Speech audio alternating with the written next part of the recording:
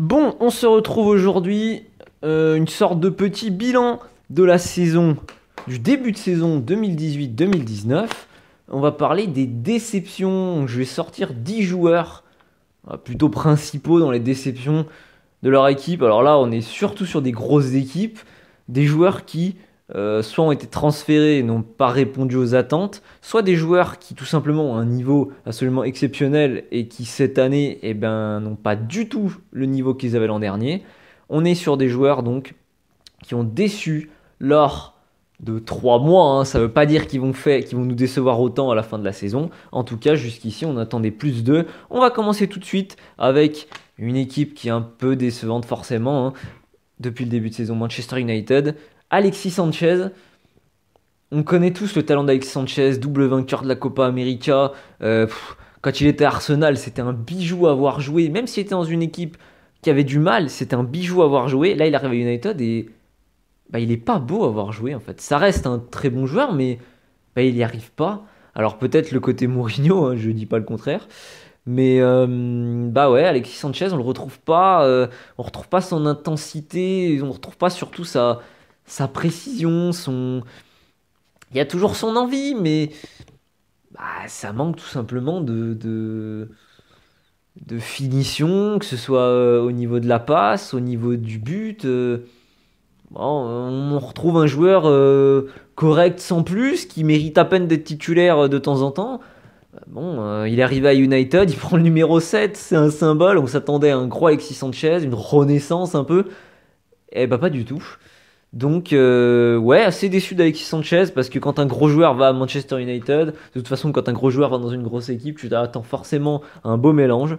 Alexis Sanchez, c'est pas trop le cas, un peu déçu. La saison est loin d'être finie, en tout cas, on lui souhaite le meilleur, comme dirait Paga, on te le souhaite. Et puis voilà. Donc Alexis Sanchez, première déception. Une autre déception, là on va à Monaco, qui est la déception ultime du championnat de France depuis le début de saison. Subasic. J'ai essayé de prendre un joueur par club décevant. Il y en a où il y en a plusieurs parce que j'étais obligé, mais Monaco, j'en ai pris qu'un. J'ai pris Subasic parce que euh, déjà je sais pas, Subasic, tu pars d'un mec qui est pilier de l'équipe quand ils font demi de Ligue des Champions, cadre, un mec qui vient de faire une Coupe du Monde 2018 absolument génial. Alors, il n'est pas au niveau d'un Hugo Lloris ou même d'un Thibaut Courtois, par exemple, mais il va en finale avec la Croatie et voilà, il est très intéressant sur plusieurs matchs. Notamment les matchs contre la Russie, les matchs contre l'Angleterre, les matchs contre en huitième de finale, je crois que c'était le Danemark, où la Croatie a galéré un peu plus, a eu des coups de mou, et lui était là dans la cage à faire une ou deux parades assez décisives. Donc voilà, il sort sur quand même deux trois grosses saisons en Ligue 1, cette Coupe du Monde. Il y a quand même l'Euro aussi avant, où bon, ils se font sortir assez prématurément par le Portugal, mais notamment contre l'Espagne. Voilà, il y a des gros trucs, il est là, il y a des bons arrêts. Pilier de ses équipes, et puis là clairement l'équipe sombre, et puis il est l'un des premiers facteurs du sombrage de l'équipe. Alors oui, il y a beaucoup de blessés, lui a pas joué tous les matchs non plus, mais je sais pas, il y a vraiment pour moi un but qui montre vraiment que le mec n'est plus au niveau. C'est contre Rennes, un Monaco-Rennes, la frappe de Ben Arfa il frappe, la frappe est un peu puissante et tout, c'est une frappe dangereuse, mais il frappe plutôt sur Subasic. Subasic met les gants et la balle rentre quand même dans la cage. Et t'as envie de lui dire, mais. Enfin, t'es niveau, bas de tableau de Ligue 1, quoi. Alors que le mec, pourtant, il est allé tout en haut, encore très récemment. Assez déçu de Subasic. On espère qu'il va se reprendre. De toute façon, je vois pas comment il peut faire pire. Beaucoup de joueurs de Monaco mériteraient d'être cités, pour pas dire Kamil Glik et tout. Mais Glik, par exemple, il fait une Coupe du Monde dégueulasse. En plus, il a été blessé, il revient. Alors, c'est compréhensible que ça puisse être dur. Sidibé, ça fait déjà 2-3 ans que le mec, enfin, au moins 2 ans que le mec il commence à être dans le mood depuis un moment. Subasic, il a toujours été super fort. Il sort encore d'une saison exceptionnelle et malheureusement, il se vautre complètement. Donc, pour moi, c'est une grosse déception. On va rester avec les joueurs croates parce que, alors, lui, je pense, c'est vraiment la plus grosse déception de ce début de saison 2018-2019. C'est Luka Modric. Là, on parle d'un joueur qui est meilleur joueur de la Coupe du Monde 2018. C'est-à-dire que là, on est en novembre. Il y a 3 mois, le mec, allez, 3-4 mois, le mec est meilleur joueur de la plus grande compétition au monde. 4 mois plus tard, on parle d'un mec qui, honnêtement, il est toujours titulaire parce que c'est Luka Modric, mais c'est limite s'il ne mérite plus d'être titulaire au Real. C'est limite si le mec qui part pas, qui se fait pas transférer, tout le monde au Real n'est pas content, quoi, tu vois. Là, on parle d'un mec qui passe d'un niveau, et alors c'est un joueur en plus qui va peut-être être élu Ballon d'Or, je sais pas, c'est possible, c'est pas immérité. Alors les gens qui vont me dire c'est immérité, le vote du Ballon d'Or se termine en septembre, ce qui veut donc dire que toutes les mauvaises performances de septembre jusqu'à maintenant de Luka Modric ne sont pas prises en compte dans ce vote du Ballon d'Or, donc finalement il lui reste que les bonnes performances depuis le début de saison, donc il mérite ce Ballon d'Or, comme un ou peut-être deux autres, mais il mériterait de l'avoir, ce serait pas un scandale. Meilleur joueur de la Coupe du Monde, Ballon d'Or, et le mec, là depuis 3 mois, est catastrophique.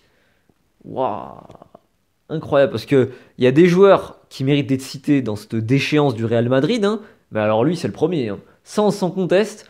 Il y en a un autre que je vais citer d'ailleurs du Real parce que je suis absolument obligé, mais alors lui c'est... En fait, pourquoi? Parce que c'est pas forcément le pire, mais c'est celui qui passe du plus haut niveau à un niveau le plus normal, limite, en si peu de temps, quoi. Et on est tous déçus parce que Luka Modric de l'an dernier est somptueux et Luka Modric de cette année, il est pas somptueux, quoi. Il est correct sans plus. Luka Modric. On va passer maintenant en France, à Lyon. Lyon est deuxième du championnat de France de Ligue 1. Lyon ne joue pas bien. Et si Lyon ne joue pas bien, c'est sûrement parce que le coach ne fait pas bien jouer l'équipe. Mais l'une des raisons qui revient aussi rapidement, c'est tout simplement parce que Nabil Fekir n'est pas au niveau. Champion du monde avec l'équipe de France, c'est pas le titulaire, je suis d'accord, mais il est rentré quasiment tous les matchs, notamment des moments où il est rentré à l'heure de jeu à la place de Griezmann, donc il a joué pas mal de minutes. Il est champion du monde. À la fin du mercato, il est quasiment à Liverpool. Pas à la fin du mercato, mais dans ce mercato, il est quasiment à Liverpool. Finalement, il part pas. Transfert avorté. Et puis, le retour à Lyon est laborieux, poussif. Alors, il a des fulgurances. Ça reste Nabil Fekir, c'est un grand joueur comme Modric avant. Modric, il n'est pas catastrophique chaque seconde de tous les matchs. Ça reste un gros joueur, mais là, tu passes d'un mec qui est à un niveau absolument génial à un mec qui a un niveau... c'est un joueur de foot sympa, quoi, tu vois. Non, tu peux pas descendre aussi vite sans qu'on te fasse la remarque. Nabil Fekir, il déçoit. L'an dernier, il fait un début de saison très fort en plus. Là, cette année, c'est complètement l'inverse. C'est un joueur qui était aussi très décisif, notamment par le but et par la passe décisive cette année, beaucoup moins. Alors, il y a son but à Manchester City, notamment pour Lyon, qui le met en avant en Ligue des Champions. Il n'y a pas que ça. En championnat, c'est complètement autre chose. Il y a quelques blessures, des petites, mais qui l'écartent d'un match, 2 matchs, 3 matchs. Bon, en plus, il les joue pas tous. Il est pas souvent en grande forme. Des fois, il passe complètement à côté de 45 minutes entières. Ça se voit, Nabil Fekir n'est pas à son niveau de l'an dernier. C'est une déception de ce début de saison. Là, on va parler d'un joueur. Alors, il était déjà pas bon l'an dernier, mais je trouve que c'est vraiment une déception parce qu'il est vraiment en train de tomber très bas. C'est Bakayoko. Alors, il fait une très grosse saison à Monaco, ce qui est donc il y a 2 ans et demi maintenant. Il est absolument somptueux à Monaco. Bon, il part. Il est complètement décevant. Enfin, il est complètement. Ouais, il est complètement décevant à Chelsea. Il y a très peu de performances convaincantes. Il y a beaucoup de prestations, surtout dégueulasses. Il part à Séville. C'est pareil. Là, il est au Milan AC. Et ça s'arrange pas. C'est de pire en pire. Il passe d'équipe. Alors, lui, il a eu un sombrage progressif quand même. Hein. Tu vois, il passe pas de là à Caen, par exemple, hein, où il va pas en Ligue 2 direct. Mais il descend petit à petit. Là, le Milan, tu te rabats sur une équipe Europa League. Et le mec n'est quand même pas bon dans cette équipe-là. Alors, Gattuso, l'entraîneur, est pas exempt de tout reproche et un peu discutable. Mais quand même, Bakayoko, tu parles d'un mec qui à Monaco fait demi-Ligue des Champions. Et honnêtement, si Monaco fait demi-Ligue des Champions, c'est en partie grâce à lui. Le mec est absolument exceptionnel. Exceptionnel à Monaco, et pas qu'une année. Il est exceptionnel 2 saisons et demie, peut-être 3. Je me rappelle plus exactement. En tout cas, tu as 2 saisons au top niveau équipe de France, où il est sélectionné, et c'est normal. Il rejoint Chelsea dans un nouveau projet et tout. Ah, ça y est. tu participes au sombrage du club, tu sombres encore plus au Milan. Il faut que ce soit souligné, Bakayoko, c'est absolument catastrophique. Je vais sortir un deuxième joueur du Real de Madrid parce que j'étais obligé, j'ai essayé de faire un club différent à chaque fois, mais Thibaut Courtois, c'est absolument dégueulasse.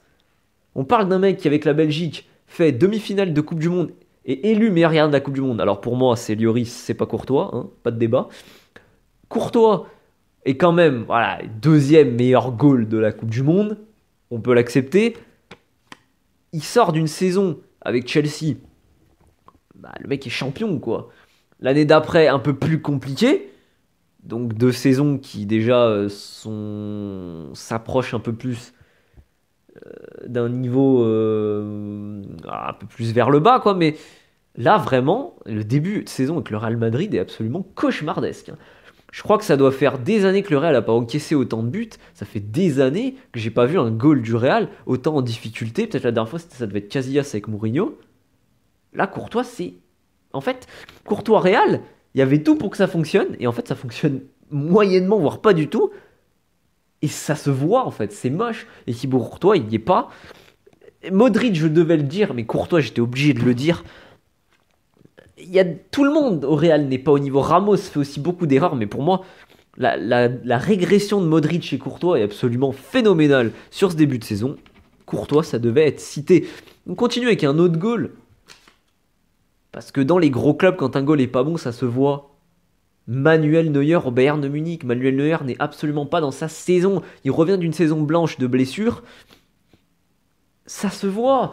Il y a un truc. Moi, c'est un goal qui m'a fait absolument fantasmer. Il y a une année, je sais plus, je crois que c'est 2015 ou 2016.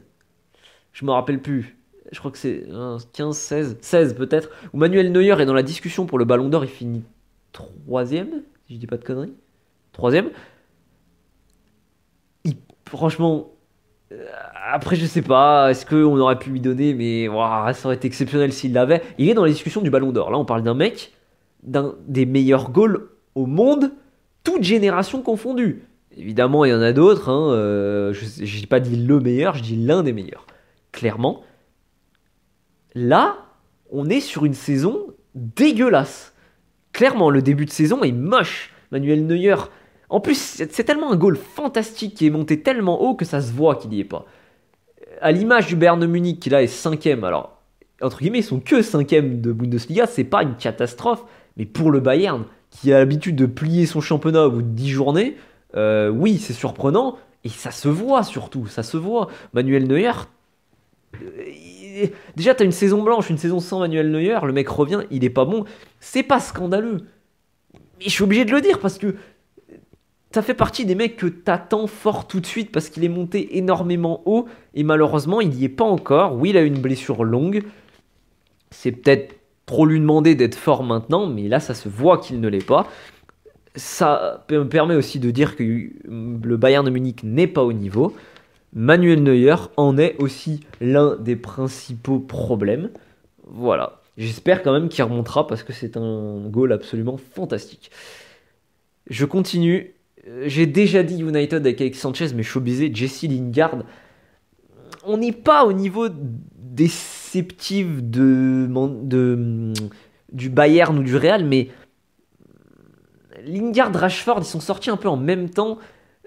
C'est des jeunes et tout, mais Lingard est moins jeune. Et finalement, le mec joue quand même des matchs. Il joue quelques matchs et en fait, tu te rends compte qu'à chaque fois qu'il joue, bah, il devrait pas jouer. Cette année, il a rien à foutre sur le terrain. C'est je joue à la baballe, je dribble et en fait, ça sert à rien. Anthony Martial est un peu dans ce style de jeu-là, mais Anthony Martial, il marque des buts. Anthony Martial, il fait basculer des matchs. Anthony Martial, il est bon. Donc, il peut dribbler un peu, jouer à la baballe, faire... Voilà. Il peut perdre certains ballons parce que derrière, il fait d'autres choses. Jesse Lingard, non seulement il perd pas mal de ballons, il n'est pas... j'ai presque envie de dire qu'il n'est pas positif pour son équipe. C'est grave de dire ça, mais il y a peu de choses qui passent. Il y a beaucoup de pertes de balles, dribbles ratés, je sais pas, passe qui va servir à rien. Il apporte peu au jeu d'United dans une équipe qui justement a mal débuté et qui avait cruellement besoin c'est pas un titulaire, Jesse Lingard, qui a cruellement besoin d'un mec qui fait partie de la rotation, capable d'apporter quelque chose comme Martial l'est souvent, comme Rashford peut l'être souvent, comme Mata l'est souvent. Malheureusement, Lingard, cette année, il n'y a pas d'efficacité en fait. Il n'y a pas le. Voilà, il n'y a pas cette projection vers le but efficace, il n'y a pas de centre permanence efficace, il n'y a pas de jeu dribble de joueurs efficace, il n'y a pas de geste technique, il n'y a pas grand chose de positif. C'est que le début, United peut se reprendre, Lingard peut faire beaucoup mieux. Malheureusement, moi, ça fait partie des joueurs qui m'ont déçu parce qu'il y avait quelque chose à apporter. Voilà. Un autre joueur, on part en Ligue 1 avec un Marseillais. Alors, c'est dur pour lui, je le mets quand même, mais je lui mets un gros mais derrière. C'est Luis Gustavo, qui n'est pas très bon depuis le début de saison. Et il y a un gros mais, pourquoi? Parce qu'il ne joue pas à son poste. Luis Gustavo joue défenseur central, Luis Gustavo n'est pas défenseur central. Donc, il joue là en plus pour dépanner. Il joue pas là parce que il a été reformé, il doit être là, c'est son poste de base. Non, il joue là pour dépanner. Parce qu'il y a Strootman qui vient d'arriver, il y a Sanson qui est absolument phénoménal au milieu de terrain, Payet est toujours au niveau, Thauvin Campo s'occupe les côtés. Voilà. Il faut que Luis Gustavo joue parce qu'il a un gros niveau, mais il joue pas à son poste. Donc, je suis obligé quand même de le citer parce que il passe du meilleur joueur de Marseille l'an dernier et l'un des meilleurs joueurs de la Ligue 1, l'un des joueurs d'ailleurs les plus classes à avoir joué, à joueur en difficulté à un autre poste. Donc voilà, alors c'est quand même plutôt malgré lui pour aider l'équipe. Voilà, donc c'est moins grave, mais ça fait partie des joueurs qui, entre guillemets, déçoivent dans le sens où ils passent d'un gros niveau à un niveau bien moindre. Voilà. Et le 10e joueur qui déçoit, c'est un joueur qui n'a pas énormément joué cette saison. Il joue en Espagne. Le problème de ce joueur, c'est que c'est un mec, moi je trouve, qui a beaucoup de possibilités personnelles en termes de niveau, de tactique, même de statistiques. Il est capable de faire des choses. Malheureusement, cette année, il se retrouve à Valence. Michy Batshuayi. Et il n'est pas très bon, voilà, il n'est pas efficace, il a eu l'habitude d'avoir un rôle où il doit faire le remplaçant, à Chelsea notamment, rentrer, essayer de se débrouiller, voilà. À Dortmund, il a été efficace plutôt vite, à Marseille, il était quand même très bon. Même à Chelsea, s'il était joker, c'était un bon joker, même s'il jouait peu. Là, les minutes qu'il a eues, c'est moyen, Valence, c'est moyen.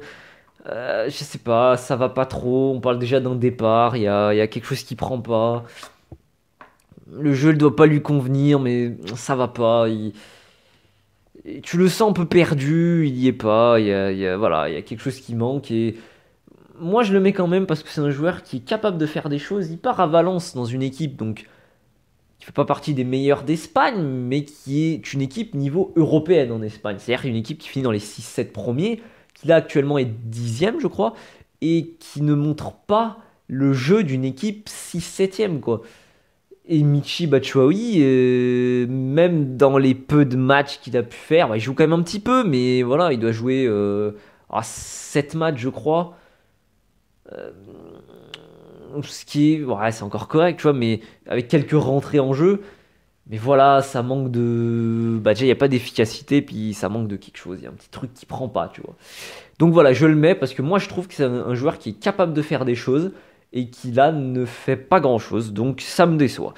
Voilà, c'était les 10 joueurs qui ont déçu dans ce début de saison 2018-2019, je les rappelle. Alexis Sanchez, Subasic, Modric, Fekir, Bakayoko, Courtois, Neuer, Lingard, Luis Gustavo et Michy Batshuayi. Nous, on se retrouve dans une prochaine vidéo avec peut-être un top 10, peut-être 10 joueurs. En tout cas, le foot sera bien présent. Allez, à la prochaine.